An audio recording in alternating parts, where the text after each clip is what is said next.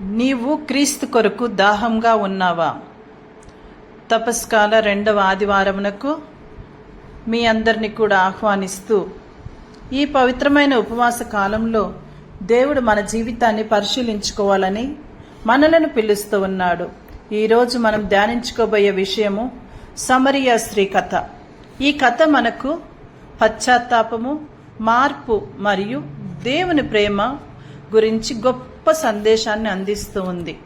ఈ కథ మనందరికీ కూడా తెలుసు. అయినప్పటికీ మరొకసారి మనము దీన్ని జాగ్రత్తగా ఆలకించి మననం చేసుకొని మన జీవితంలో కొంత మార్పైన తీసుకొని రావటానికి ప్రయాసపడదాము.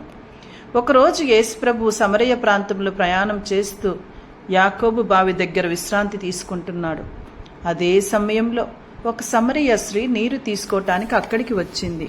యేసు ఆమెను చూసి ఒక చిన్న అభ్యర్థన చేశాడండి, నాకు త్రాగటానికి నీరు ఇవ్వని.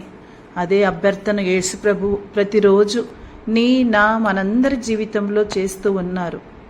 అయితే ఆ స్త్రీ ఆశ్చర్యపోయింది. ఎందుకంటే ఆ కాలంలో యూదులు మరియు సమరీయులు ఒకరితో ఒకరు మాట్లాడేవారు కాదు. అయినప్పటికీ యేసు ఆమెతో మాట్లాడారు. ఈ సంఘటన మనకు గొప్ప సత్యాన్ని తెలియచేస్తుంది.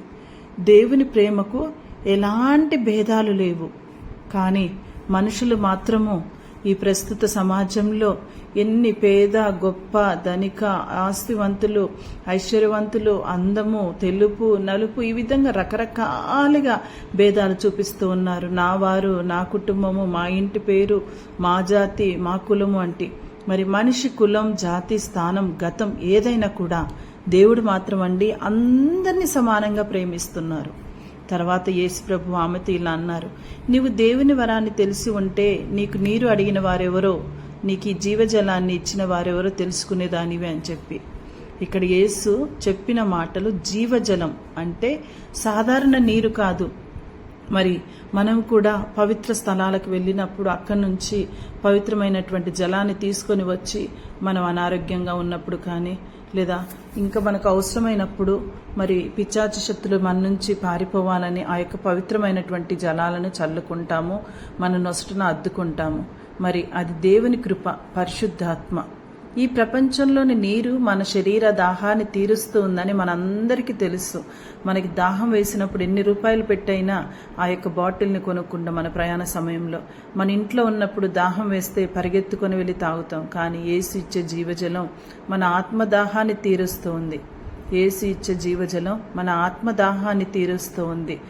ప్రియమైన వారలారా, వాక్యాన్ని వింటున్నటువంటి సహోదరి సహోదరులారా, మన జీవితాన్ని గమనిస్తే మనం కూడా చాలాసార్లు ఆ సమరయ స్త్రీలానే ఉంటాము. మనం సంతోషాన్ని అనేక విషయాల్లో వెతుకుతాము. సంపదలో, గౌరవంలో, సంపదలో, సంబంధాలలో. కానీ అవి మన హృదయానికి శాశ్వతమైన శాంతిని ఇవ్వలేవు. మనకి ఎక్కడ సంపద ఉందో అక్కడే గౌరవం ఉందో అక్కడక్కడే తిరుగుతూ ఉంటాము. కానీ అసలైనటువంటి శాంతిని మనం కోరుకోవటం లేదు. సమరయ స్త్రీ జీవితంలో కూడా చాలా గందరగోళం ఉంది. ఆమె జీవితంలో 5 భర్తలు ఉన్నారు. కానీ ప్రభు చెప్పారు, ఆమె జీవితం విరిగిపోయిన ఆశలతో నిండిపోయింది. ప్రభువుకు అంతా తెలుసు. అయినప్పటికీ ప్రభువు ఆమెను దూరం చేయలేదు. ఆమెను ఆశను నింపుదామని చెప్పేసి ఆమెను కొంచెము నీరు అడిగారు. కానీ ఆమె భయపడిపోయింది. అప్పుడు ప్రభు అంటున్నారు, నువ్వు కొంచెం నీరిస్తే నేను నీకు నిత్య జీవం ఇచ్చే నీరునిస్తానని చెప్పి. ఇక్కడ మనం ఒక గొప్ప విషయం నేర్చుకోవాలి. ప్రియ సహోదరి సహోదరులారా, దేవుడు మన పాపాలని ద్వేషించటం లేదు, కానీ మనల్ని ప్రేమిస్తూ ఉన్నారని ఎంతో వివరంగా మనకి ఇక్కడ అర్థమైంది కదా. ప్రభువు ఆమె హృదయాన్ని మార్చడానికి సమరయ స్త్రీతో సహనంగా మాట్లాడారు. క్రమంగా ఆమెకు ఒక గొప్ప సత్యం అర్థమైంది. తన ముందున్నటువంటి వ్యక్తి సాధారణ మనిషి కాదనుకుంది. ఎందుకంటే ఆమె గురించి మొత్తం చెప్తూ ఉన్నారు. సాధారణ మనుషులకి ఇది ఎలా తెలుస్తూ ఉంది నా జీవితం అని ఆమె ఆలోచించుకొని, ఈయనెవరో గొప్ప వ్యక్తిలాగే ఉన్నారే, మొత్తం తెలిసినటువంటి వారని, ఆయన దేవుని కుమారుడని అప్పుడు తెలుసుకుంది. ఆమె జీవితంలో గొప్ప మార్పు జరిగింది. నీరు తీసుకోవడానికి వచ్చిన ఆమె చివరికి తన కుండను అక్కడే వదిలేసి గ్రామానికి పరిగెత్తుకుంటూ వెళ్ళింది. ఆమె ప్రజలకు ఇలా చెప్పిందండి, నా జీవితంలో జరిగిన ప్రతిదీ చెప్పిన ఒక మనిషిని నేను చూశాను, ఆయన క్రీస్తు అయ్యుండవచ్చు అని. మరి మన జీవితంలో ఎన్నో అద్భుతాలు, ఎన్నో స్వస్థతలు, ఊహించినటువంటి మేలులతో ప్రభు మనల్ని దీవించినా కానీ మనం గుర్తించటం లేదు, ఇతరులకు దాన్ని తెలియచేయటం లేదు. కానీ ఇక్కడ సమరీ స్త్రీ మాత్రం ఒక గొప్ప మార్పు. ముందుగా తన జీవితాన్ని దాచుకుంది. ఆమె ఇప్పుడు దేవుని సాక్షిగా మారింది. ప్రియమైన సహోదర సహోదరులారా, ఈ ఉపవాస కాలంలో దేవుడు మనలను కూడా సమరయ స్త్రీలాగా మార్చాలని కోరుకుంటున్నారండి. మరి మనం మన హృదయాన్ని పరిశీలించుకోవాలి. మన జీవితంలో దేవుని కోసం నిజంగా దాహం ఉందా? ఒక్కసారి ఆలోచించుకుందామండి. లేదా ప్రపంచపు విషయాల కోసం మాత్రమే పరుగులు తీస్తూ ఉన్నామా? ఈ సెల్ ఫోన్ పట్టుకొని ప్రపంచంలో జరిగేటువంటి ప్రతి విషయాన్ని తెలుసుకుంటూ సోమరిపోతులా మంచం మీదే పడుకొని ఉన్న బాధ్యతలన్నింటిని పక్కన వదిలేసి నాకేమీ పట్టదులే అన్నట్లుగా ఈ యొక్క ప్రపంచ విషయాల కోసం ప్రాకుతూ ఉన్నామా? నిజంగా ఈ 40 రోజులైన ఈ స్క్రీన్ని పక్కన పెట్టేసి దేవుని కోసం నా యొక్క హృదయాన్ని నేను పరిశీలించుకోవటానికి సిద్ధంగా ఉన్నానని మరి మనం ఆలోచించుకోవాలండి. యేసు మనకు ఈరోజు అదే మాట చెప్తున్నాడు, నేనిచ్చే జీవజలం త్రాగిన వాడు ఎప్పటికీ దాహం పడనని. మరి చూడండి, ఇక్కడ నీరు ఎంత ప్రవహిస్తూ ఉందో అలాగే మన హృదయాలు కూడా సంతోషంతో ఆనందంతో ప్రవహించాలంటే మనకి ఈ యొక్క మరి ఆనందం ఎక్కడ లభిస్తుంది? జీవజలం ఎక్కడ లభిస్తుంది? ఈ జీవజలం ప్రార్థనలోనండి. ప్రార్థనలో, దేవుని వాక్యంలో, దేవుని వాక్యాన్ని ప్రకటించడం, జీవించటంలో, పవిత్ర పూజా బలిలో, దివ్యబలి పూజలో నిండుగా పాల్గొనటంలో, పాప స్వీకారంలో, మరి పాపాన్ని ఒప్పుకొని పశ్చాత్తాపాల మరి పరిహారం చేసుకున్నప్పుడు ప్రభువిచ్చే నీరు మరి మనకి జీవజలం ఎంతో ఆనందాన్ని ఇస్తుంది. మరి ఇవి మన ఆత్మను నింపే జీవజలాలండి. మరో ముఖ్య విషయం ఏమిటంటే, మారిన మనిషి ఎప్పుడు సాక్ష్యంగా మారుతాడు. మారినటువంటి మనిషి ఎప్పుడు సాక్ష్యంగా మారుతాడండి. సమరయ స్త్రీ యేసుని కలిసిన తర్వాత తన గ్రామానికి వెళ్ళి అందరికీ ప్రకటించింది. మనమైతే ఏం చేస్తాము? నాకు జరిగింది ఇతరులకు చెప్తే నాలాగా వారు మారిపోతారేమో అని చెప్పేసి మనం ఎవ్వరికీ తెలియచేయము. కానీ ఇక్కడ సమరయ స్త్రీ మాత్రము వెళ్ళి అంతటా ప్రకటించింది.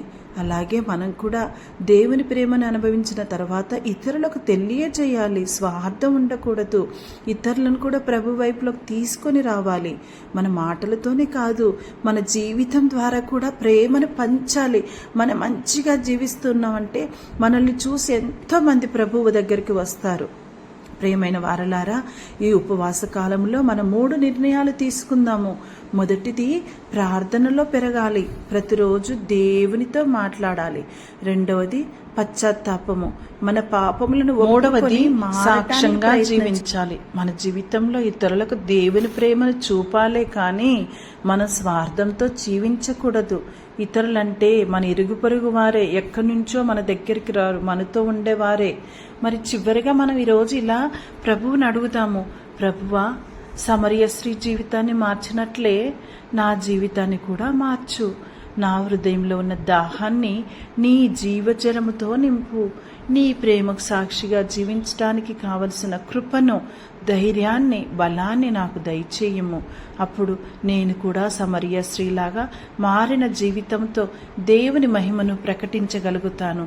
ఇలాంటి కృపను నాకు దయచేయమని, సమరయ స్త్రీని మార్చిన విధంగా నా ఆత్మను కూడా నింపమని అడుగుతున్నాను. ఆమేన్.